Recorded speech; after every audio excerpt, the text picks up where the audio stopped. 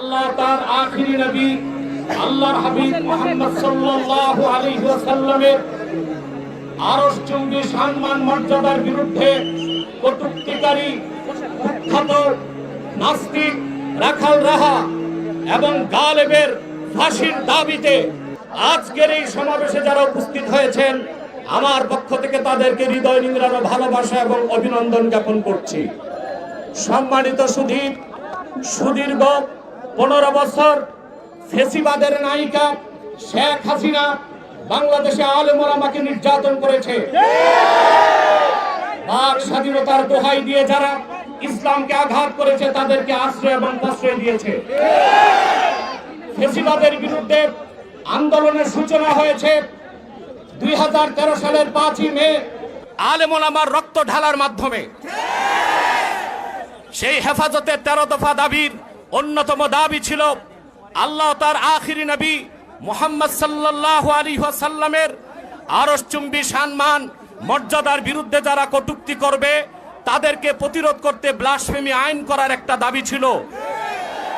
কিন্তু ভারত এবং ইসরায়েলের দালাল এই দেশের মুসলমানদের রক্তে যার হাত রঞ্জিত হয়েছে, শেখ হাসিনা সেই দাবি মেনে নেয় নাই। আমরা ভেবেছিলাম 2024 সালের 5ই আগস্ট বাংলাদেশ স্বাধীন হয়েছে। স্বাধীন হয়েছে সলিমুল্লাহ খানদের মতো নাস্তিকের জন্য, স্বাধীন হয়েছে তসলিমা নাসরিনের উত্তরসূরিদের জন্য। আমরা স্বাধীনতা পাই নাই। যেই বাংলাদেশে আল্লাহ তার হাবিব মুহাম্মদ সাল্লাল্লাহু আলাইহি ওয়াসাল্লামের আরশচুম্বী সম্মান মর্যাদার বিরুদ্ধে বাক স্বাধীনতার দোহাই দিয়ে নাস্তিকরা যখন তখন বেয়াদবি করে, তাদের শাস্তি যদি না হয়, আমরা মনে করি মুসলমান এখনো বাংলাদেশে পরাধীন। 47-এ আমরা স্বাধীন হই নাই, 71-এ স্বাধীন হই নাই, 5ই আগস্ট স্বাধীন হই নাই। আরেকটা বিপ্লব হবে, বুকের তাজা রক্ত ঢেলে দিয়ে হলেও বাংলাদেশের মুসলমান আলেম ওলামার নেতৃত্বে জাতীয় সংসদকে দখল করে নাস্তিকদের ফাঁসির রায়কে কার্যকর করব ইনশাআল্লাহ বাংলাদেশে।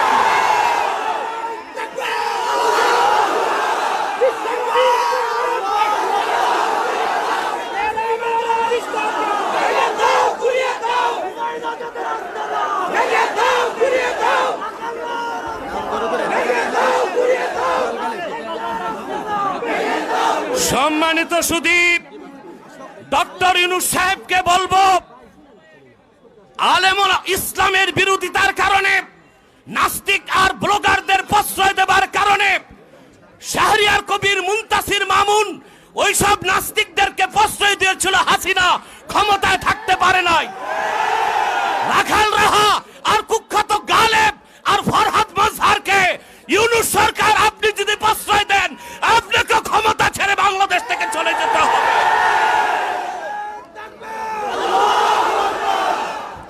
আর মিছিল নয়, এবার শরিয়া আদালতে মুরতাদের শাস্তি, ফাঁসি নিজ হাতে আমরা কার্যকর করব। যদি আল্লাহ তার হাবিব সাল্লাল্লাহু আলাইহি সাল্লামের বিরুদ্ধে বেয়াদবি করে যারা নাস্তিকদের মতে, সেটা যদি বাক স্বাধীনতা হয়, তাদের কল্লা কেটে দেবে। এটা আমাদের হাতে স্বাধীনতা। প্রিয় ভাইরা, আমি বলবো হেফাজতে ইসলামের শীর্ষ নেতৃবৃন্দকে, আপনাদের যাত্রা হয়েছে শহীদি কাফেলার মাধ্যমে। আপনারা চূড়ান্ত প্রস্তুতি দিতে হবে। কুখ্যাত রাখাল রাহা গালেবকে গ্রেফতার করে ফাঁসি কাস্টে ঝুলাতে হবে। তাসলিমার কোন বই বাংলাদেশে চলবে না। কোরআন ও সুন্নাহ বিরোধী আল্লাহ তার আখিরি নবী মুহাম্মদ সাল্লাল্লাহু আলাইহি সাল্লামের আরশচুম্বী সম্মান মর্যাদার বিরুদ্ধে যেই কথা বলবে, বাক স্বাধীনতার দোহাই দিয়ে আমরা আমাদের হাতের স্বাধীনতা চালু করে দিব। তখন আবার চরমপন্থা বলবেন না। 5ই আগস্ট আপনারা দেশ দখল করেছেন গণতান্ত্রিক পদ্ধতিতে, না চরমপন্থায়। মুসলমানও চরমপন্থায় নামতে বাধ্য হবে। আমাদের কলিজায় রক্তের ক্ষরণ হচ্ছে। রাখাল রাহা আর কুখ্যাত সোহেল গালেবের খুঁটির জোর কোথায় জানতে চাই। এবার আমি বলছি একটি কথা, সকল মাযহাবের ইমামগণ একমত, قد انعقد الإجماع على أن من سب الله ورسوله صلى الله عليه وسلم يكفر ويقتل ولا تقبل توبة আল্লাহ তার আখিরি নবী মুহাম্মদ সাল্লাল্লাহু আলাইহি সাল্লামের আরশচুম্বী সম্মান মর্যাদার বিরুদ্ধে যদি কেউ বক্তব্য দেয় সে কাফের বলে ঘোষিত হবে আর তার একমাত্র শাস্তি মৃত্যুদণ্ড, তার তওবা গ্রহণ করা হবে না। আপনারা প্রস্তুত আছেন? ওলামায়ে কেরাম যদি ডাক দেয় আবার বাংলাদেশে আরেকটি বিপ্লবের ডাক যদি আসে, কারা কারা প্রস্তুত আছেন হাত তুলে দেখো। আমার ভাইরা, কয়েক মিনিট পরে মিছিল বের হবে। এই মিছিলে প্রত্যেক কদমে 700 নেকি পাবেন। মিছিল ছাড়া কেউ বাড়ি যাবেন না। আজকে দাবি করছে সরকারকে রাখাল রাহা, গালেবের ফাঁসি চাই, গ্রেফতার চাই। এরপরে আর দাবি নয়, অ্যাকশন হবে, ডাইরেক্ট অ্যাকশন ইনশাআল্লাহ। ওয়াখির দাওয়ানা আনিল হামদুলিল্লাহি রাব্বিল আলামিন, ওয়াসসালামু আলাইকুম ওয়া রাহমাতুল্লাহ। মুজিবুর ভাই,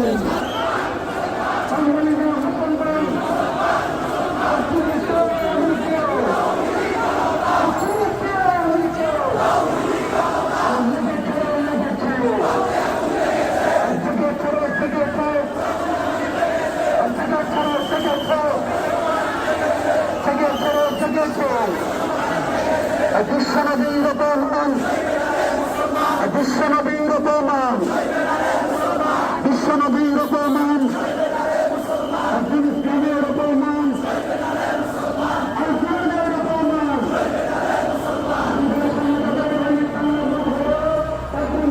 ফিরে আসবো,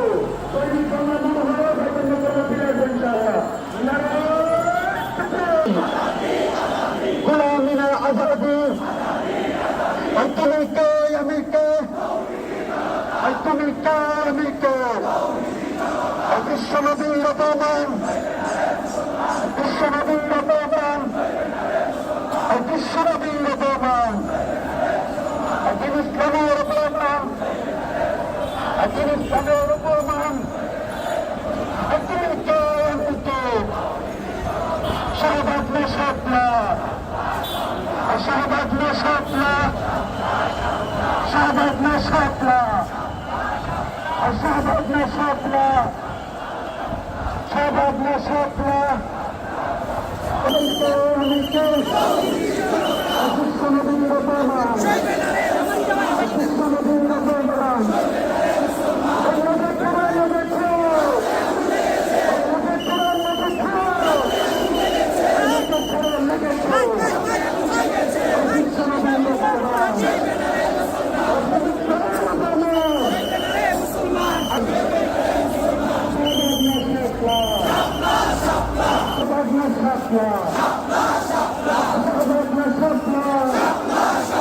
সবাই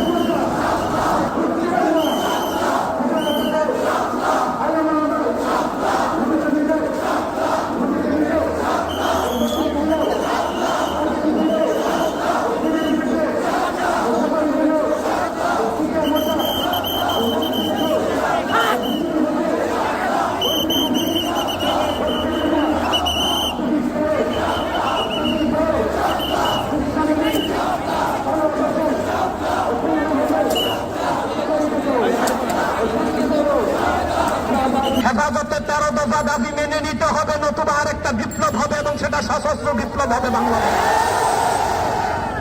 এবার একটা কথা বলবো, যারা ইসলামী রাজনীতির ব্যানারে আন্দোলন করেন, আপনাদেরকে বাংলাদেশের মানুষ চিনছে শাপলা চত্বর থেকে। অসংখ্য আলেম ওলামার রক্তের উপর পা দিয়ে আপনারা নেতৃত্ব পেয়েছেন। অথবা আপনারা বর্তমান সরকারের সুরে যদি সুর মিলান, আপনাদেরকে বয়কট করা হবে। কুখ্যাত কাফের কাদিয়ানীদেরকে রাষ্ট্রীয়ভাবে অমুসলিম ঘোষণা করতে হবে। নাস্তিক ব্লগারদেরকে শাস্তি করতে ব্লাসফেমি আইন করতে হবে। ভারতের তাবেদারি চলবে না, যুক্তরাষ্ট্রের তাবেদারিও করা যাবে না। আমাকে বাংলাদেশের মানুষ জানে আমি মৌলবাদী, আসলে আমি মৌলবাদী এবং চরমপন্থী। যদি রাখাল রাহা আর কুখ্যাত গালেবকে সরকার গ্রেফতার করে শাস্তির আওতায় না আনে, তাহলে আমরা কিন্তু শরীয়তের দৃষ্টিকোণ থেকে যা করার তা করে ফেলব। 2024 সালের 5 আগস্ট বাংলাদেশ স্বাধীন হয়েছে। স্বাধীন হয়েছে সলিমুল্লাহ খানদের মতো নাস্তিকের জন্য, স্বাধীন হয়েছে তসলিমা নাসরিনের উত্তরসূরিদের জন্য। আমরা স্বাধীনতা পাই না। আর কুখ্যাত গালেব আর ফরহাদ মানসারকে ইউনূস সরকার আপনি যদি প্রশ্রয় দেন, আপনাকে ক্ষমতা ছেড়ে বাংলাদেশ থেকে আল্লাহ তার আখিরি নবী আল্লাহর হাবিব মুহাম্মদ সাল্লাল্লাহু আলাইহি ওয়াসাল্লামের আরশচুম্বী সম্মান মর্যাদার বিরুদ্ধে কটূক্তিকারী কুখ্যাত নাস্তিক রাখাল রাহা এবং গালেবের ফাঁসির দাবিতে আজকের এই সমাবেশে যারা উপস্থিত হয়েছেন, আমার পক্ষ থেকে তাদেরকে হৃদয় নিংড়ানো ভালোবাসা এবং অভিনন্দন জ্ঞাপন করছি। সম্মানিত সুধীর, সুদীর্ঘ 15 বছর ফেসিবাদের নায়িকা শেখ হাসিনা বাংলাদেশে আলেম ওলামাকে নির্যাতন করেছে। পাক স্বাধীনতার দোহাই দিয়ে যারা ইসলামকে আঘাত করেছে তাদেরকে আশ্রয় এবং প্রশ্রয় দিয়েছে। ফেসিবাদের বিরুদ্ধে আন্দোলনের সূচনা হয়েছে 2013 সালের 5ই মে আলেম ওলামার রক্ত ঢালার মাধ্যমে। সেই হেফাজতের 13 দফা দাবির অন্যতম দাবি ছিল আল্লাহ তার আখিরি নবী মুহাম্মদ সাল্লাল্লাহু আলাইহি ওয়াসাল্লামের আরশচুম্বী সম্মান মর্যাদার বিরুদ্ধে যারা কটূক্তি করবে তাদেরকে প্রতিরোধ করতে ব্লাসফেমি আইন করার একটা দাবি ছিল। কিন্তু ভারত এবং ইসরায়েলের দালাল এই দেশের মুসলমানদের রক্তে যার হাত রঞ্জিত হয়েছে, শেখ হাসিনা সেই দাবি মেনে নেয় নাই। আমরা ভেবেছিলাম 2024 সালের 5 আগস্ট বাংলাদেশ স্বাধীন হয়েছে। স্বাধীন হয়েছে সলিমুল্লাহ খানদের মতো নাস্তিকের জন্য, স্বাধীন হয়েছে তসলিমা নাসরিনের উত্তরসূরিদের জন্য। আমরা স্বাধীনতা পাই নাই। সেই বাংলাদেশে আল্লাহ তার হাবিব মুহাম্মদ সাল্লাল্লাহু আলাইহি ওয়াসাল্লামের আরশচুম্বী সম্মান মর্যাদার বিরুদ্ধে পাক স্বাধীনতার দোহাই দিয়ে নাস্তিকরা যখন তখন বেয়াদবি করে, তাদের শাস্তি যদি না হয়, আমরা মনে করি মুসলমান এখনো বাংলাদেশে পরাধীন। 47 আমরা স্বাধীন হই নাই, 71 স্বাধীন হই নাই, 5 আগস্ট স্বাধীন হই নাই। আরেকটা বিপ্লব হবে, বুকের তাজা রক্ত ঢেলে দিয়ে হলো নেতৃত্বে জাতীয় সংসদকে দখল করে নাস্তিকদের ফাঁসির রায়কে কার্যকর করবেন।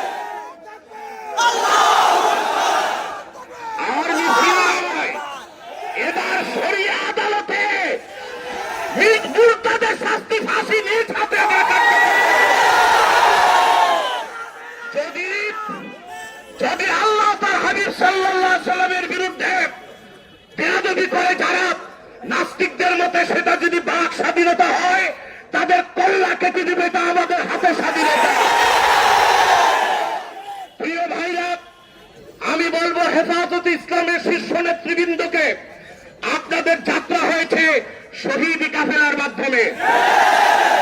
আপনারা চূড়ান্ত প্রস্তুতি দিতে হবে।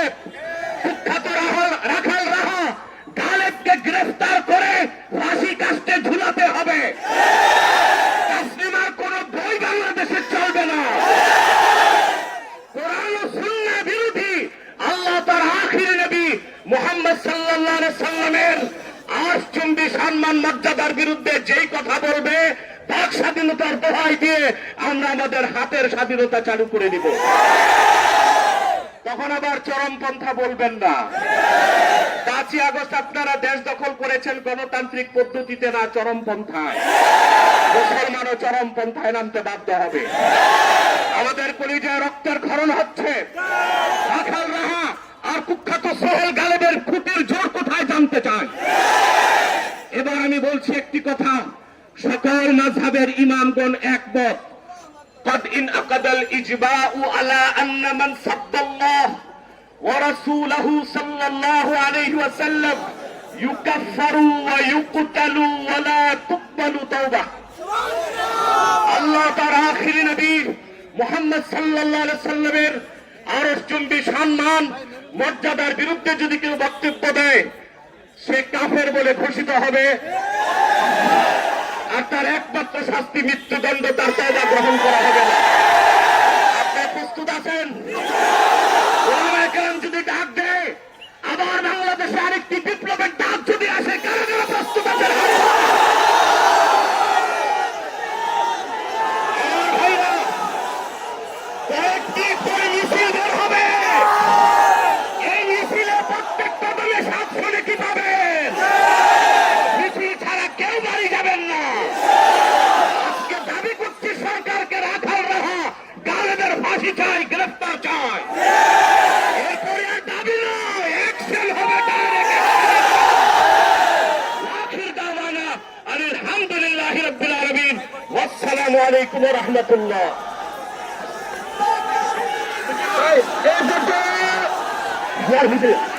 হবে সংগ্রামী তাওহীদি জনতা, আপনারা আমাদের বক্তব্য রাখবেন। এই ভাই আসতে